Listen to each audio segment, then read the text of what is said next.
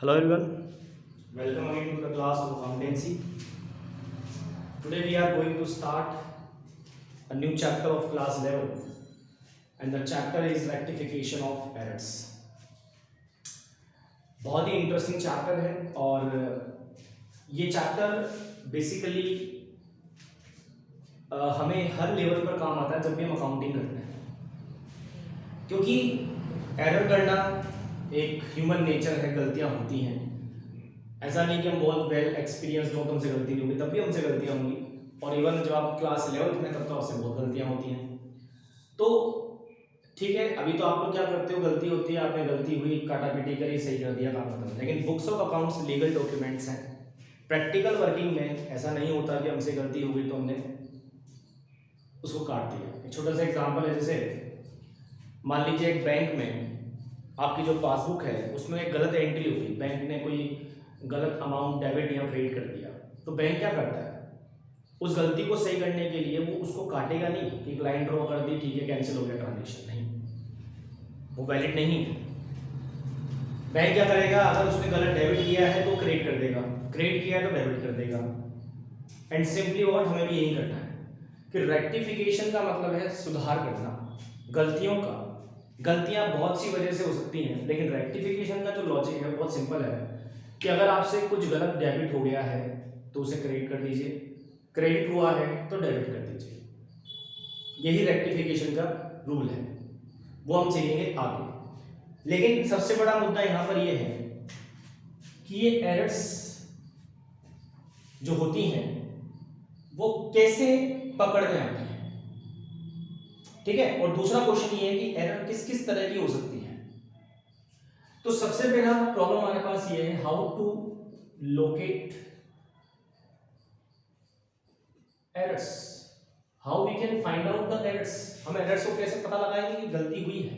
अब ये एक बड़ा डिफिकल्ट टास्क है, क्योंकि गलती को पता लगाने के लिए एक तो ठीक है, हम लोग चीज बनाते हैं अकाउंटिंग में जिसको हम कहते हैं ट्रायल बैलेंस। ट्रायल बैलेंस हम बनाते हैं to check arithmetical accuracy of the work done.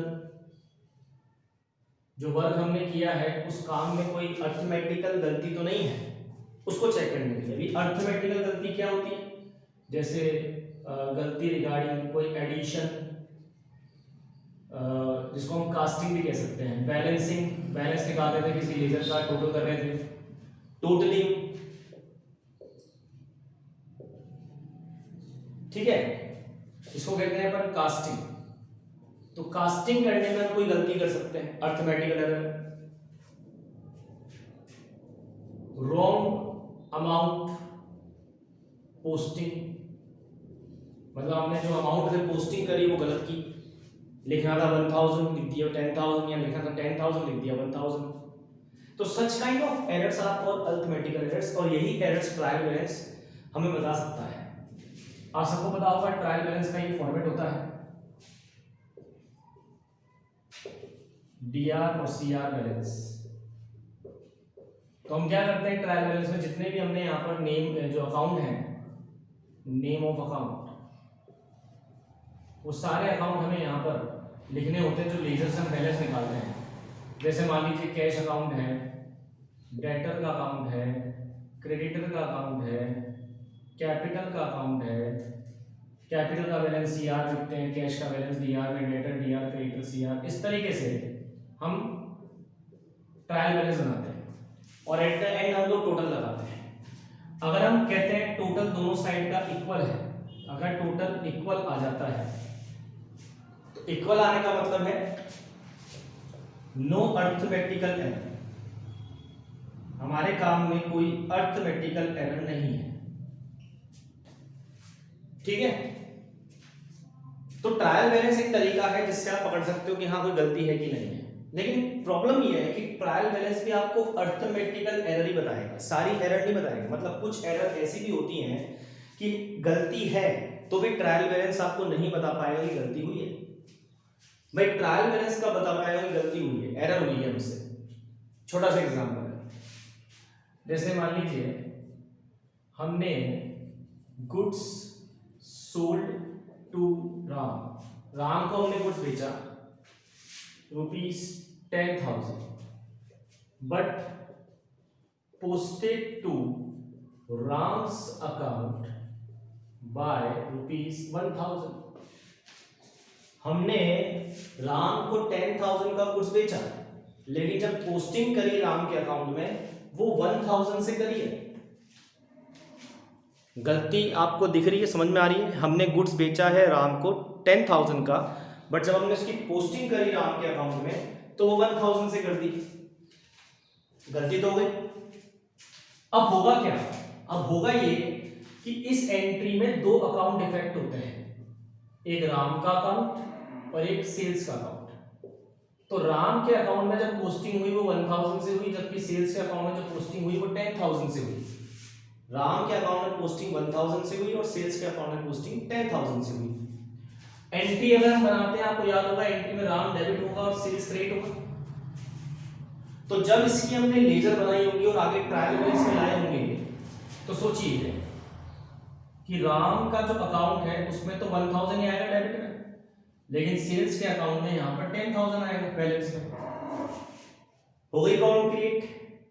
इस वजह से ट्रायल बैलेंस का टोटल 9,000 का डिफरेंस दिखाएगा।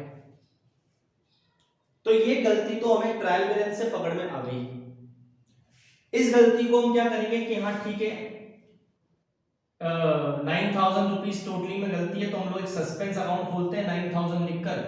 एक सस्पेंस अकाउंट खोल के आल फिलहाल हम इस गलती को यहाँ पर बंद कर देंगे, यहाँ ट्रायल बैलेंस को तो बंद कर देंगे, फिर इस गलती को रेक्टिफाई करेंगे। वो रेक्टिफाई कैसे करेंगे वही हम सीख रहे हैं, बट मैं भी आपको रेक्टिफिकेशन नहीं सिखा रहा, मैं तो आपको सिखा रहा हूँ कि गलतियां कैसे होती हैं और ऐसी कौन सी गलतियां या मिस्टेक्स या एरर्स हैं जो ट्रायल बैलेंस से पकड़ में आ जाएंगी। ट्रायल बैलेंस से सिर्फ वही एरर पकड़ में आएगी जो एरर वन साइडेड है। वन साइडेड का मतलब समझेंगे कि वन साइडेड मतलब गलती डेबिट में है, क्रेडिट में नहीं है, या क्रेडिट में है तो डेबिट में नहीं है, या फिर डेबिट क्रेडिट दोनों में है लेकिन अलग अमाउंट से है।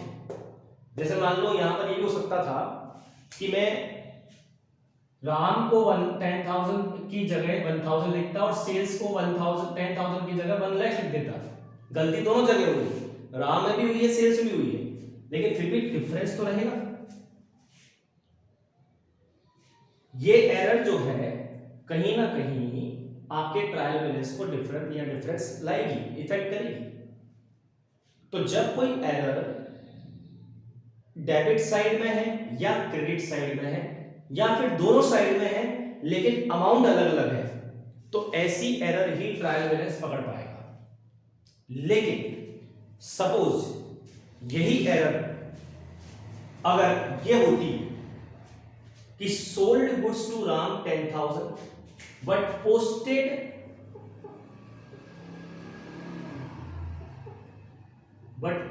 बाय 1,000। अब यहां पे मैंने ये नहीं लिखवाया कि कौन से अकाउंट में, मतलब posted in both the accounts, दोनों अकाउंट मतलब राम के अकाउंट को भी और सेल्स के अकाउंट को भी, राम के अकाउंट को भी और सेल्स के अकाउंट को भी मैंने दोनों को 1,000 से ही लिखा, यहां भी 1,000 यहां भी 1,000। तो इस वजह से क्या होगा, राम के डेबिट में भी 1,000 आएंगे और सेल्स के क्रेडिट में भी 1,000 आएंगे।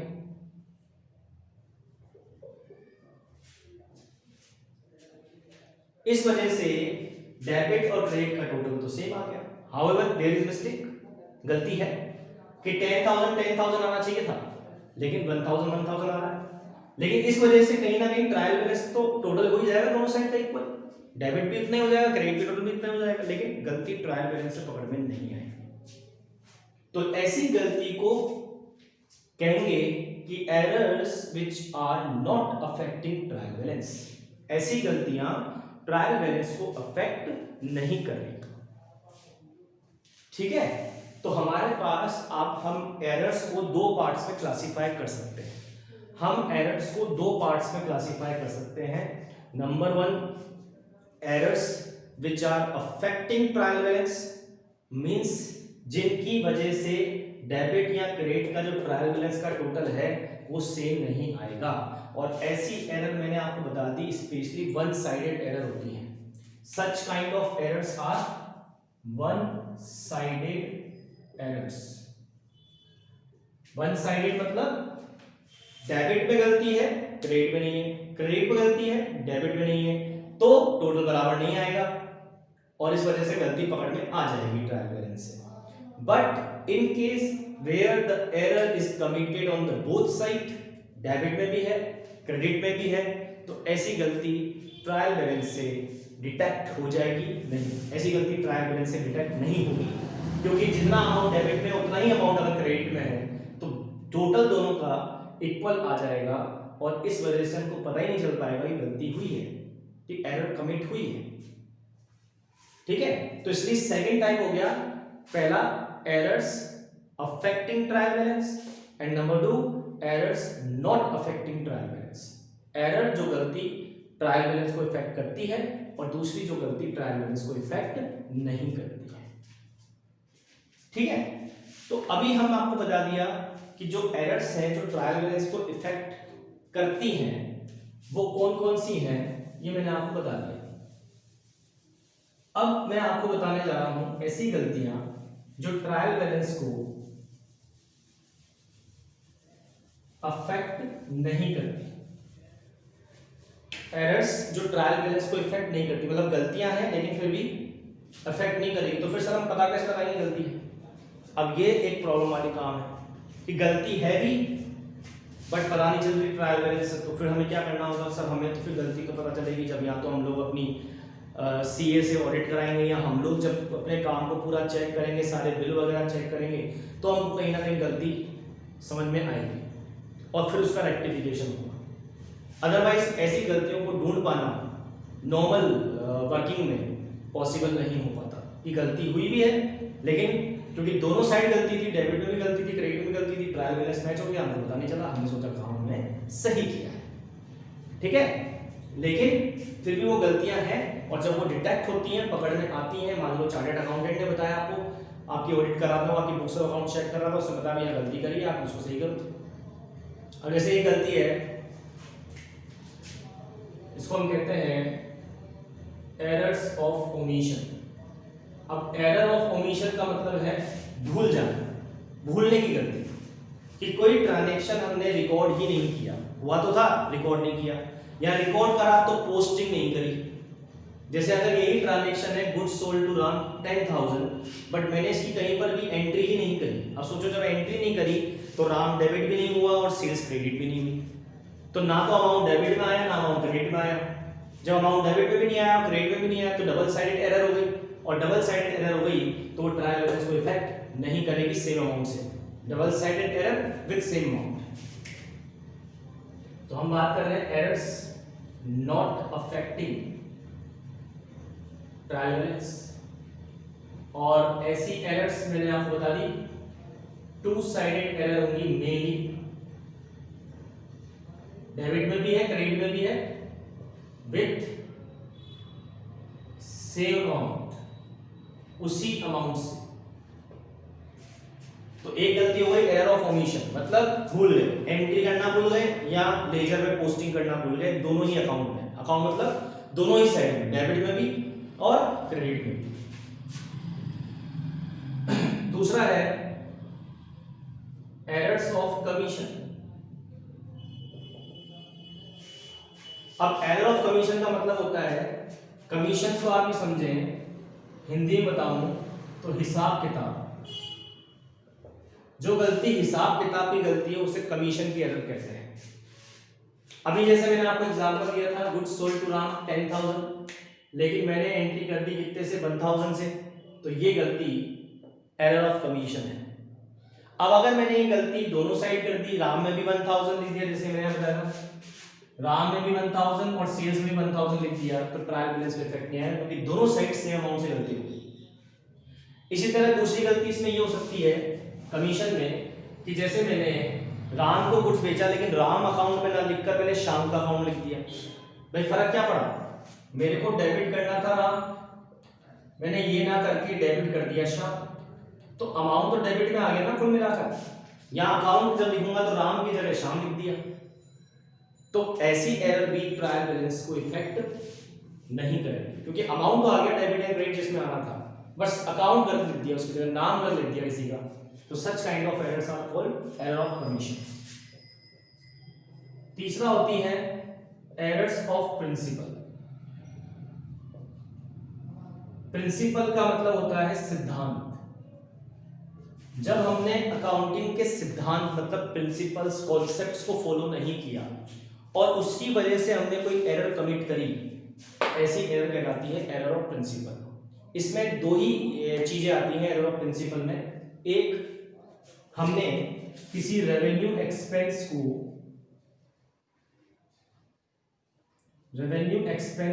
कैपिटल एक्सपेंस ट्रीट कर दिया, या फिर कैपिटल एक्सपेंस को रेवेन्यू एक्सपेंस ट्रीट कर दिया। रेवेन्यू एक्सपेंस को कैपिटल और कैपिटल एक्सपेंस को रेवेन्यू ट्रीट कर दिया मैंने। अगर ऐसी गलती मैंने करी है तो such kind of errors are called error of principle. इसका मैं आपको एग्जांपल देता हूं, देखिए।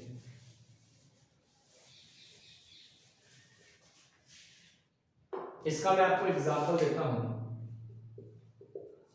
जैसे मान लीजिए हमने रिपेयर कर रहे, रिपेयर्स डन फॉर बिल्डिंग, हमने बिल्डिंग की रिपेयर कराई।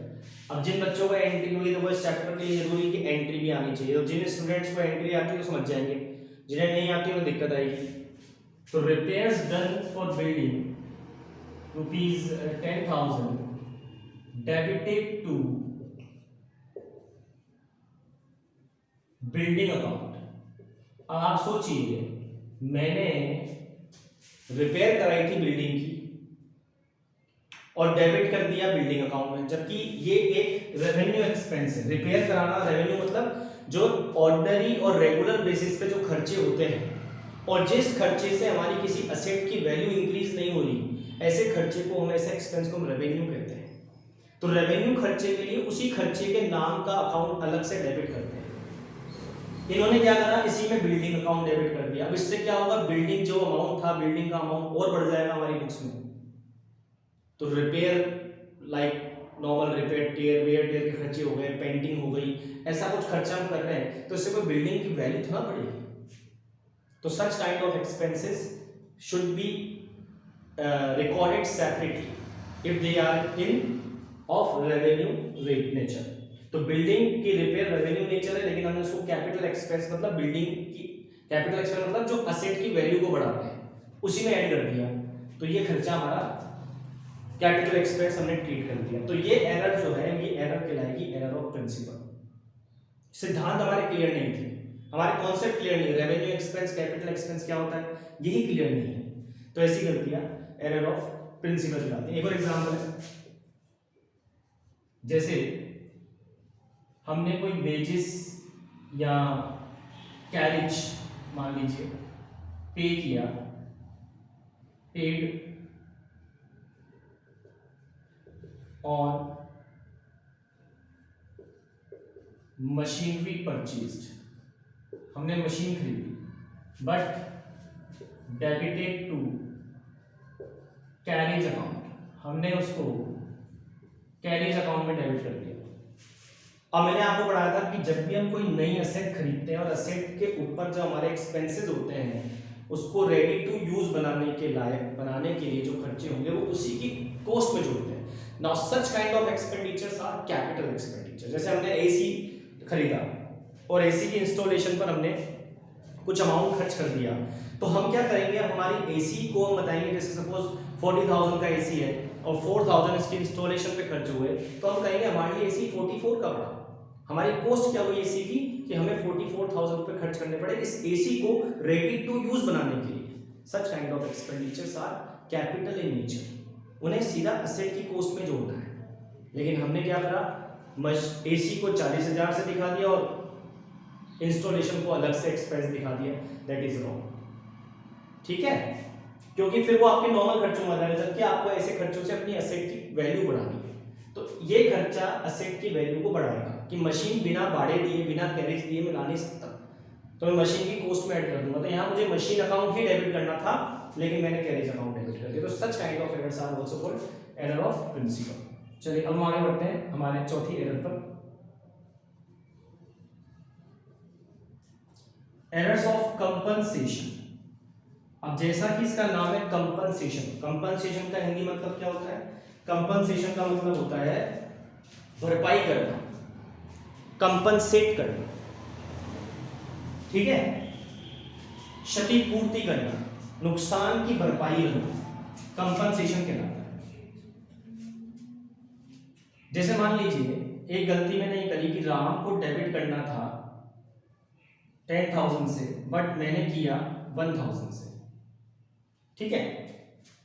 और एक मान लीजिए परचेज अकाउंट था, उसका मैंने टोटल लगाया, तो वो टोटल मैंने ओवरकास्ट कर दिया, मतलब ज्यादा लगा दिया 9,000 से। अब इस एग्जाम्पल में आप देखेंगे कि राम को मुझे डेबिट करना था 10,000 से, करा मैंने 1,000 से, 9,000 रुपये कम डेबिट किया। लेकिन वहीं मैंने एक परचेज का जब टोटल लगाया था किसी परचेज अकाउंट का, तो वहां मैंने 9,000 ओवरकास्ट लगा दिया। ओवरकास्ट का मतलब होता है ज्यादा लगा दिया, टोटल मैंने ज्यादा लगा दिया, और मैंने टोटल में 9,000 ज्यादा लगा दी। तो मतलब परचेज डेबिट होता है, परचेज का नॉर्मल बैलेंस क्या होता है? डेबिट। तो परचेज 9,000 ज्यादा डेबिट हो गई और राम 9,000 कम डेबिट हुआ। तो इन दो गलतियों ने एक तरीके से अपने आप को क्या कर दिया? कंपनसेट कर दिया। ऐसी एरर से भी ट्रायल बैलेंस पे इफेक्ट नहीं पड़ेगा, क्योंकि डेबिट में एक तरह से डेबिट में ट्रायल बैलेंस में 9,000 कम आ रहे थे, लेकिन वही 9,000 रुपये परचेज की वजह से ज्यादा आ गए, टोटल बराबर आ गया। तो such kind of errors are also not affecting the trial balance. तो कंपनसेटिंग एरर क्या होगी? व्हेन वन और more than one error neutralize the effect of each other, दोनों के इफेक्ट को या गलतियों को के जो इफेक्ट है उसको खत्म कर देती है, कंपनसेट कर देती है। तो such kind of errors are called error of compensation, ठीक है। ये इसका एग्जांपल है, और भी बहुत सारे एग्जांपल हो सकते हैं। बट आज हमने क्या डिस्कस किया है? आज हमने डिस्कस किया कि एरर कैसी हो सकती है। हमने दो पार्ट्स को बांटा, कहाँ हो सकती है, क्योंकि हो सकती है। हमने कहा दो पार्ट्स में, एरर जो अफेक्ट कर रही है ट्रायल बैलेंस को, एरर जो अफेक्ट नहीं करती ट्रायल बैलेंस को। जो नहीं करती वो चार तरह की, error of formation, error of principle, error of formation और एरर ऑफ कंपनसेशन। ये थ्योरिकली पढ़ना आपके लिए इंपॉर्टेंट है, थ्योरिकल क्वेश्चंस भी आते हैं इसके ऊपर, इसलिए इसको ध्यान रखिएगा। अब इनको रेक्टिफिकेशन कैसे करना है, सुधारना कैसे इन गलतियों को, ये हम सीखेंगे अपनी अगले लेक्चर में। सो आज के लिए हम लोग इतना ही पढ़ते हैं और बाकी की बात करेंगे हम नेक्स्ट क्लास में। So thank you class. अगले लेक्चर में हम रेक्टिफिकेशन का प्रैक्टिकल पार्ट सीखेंगे।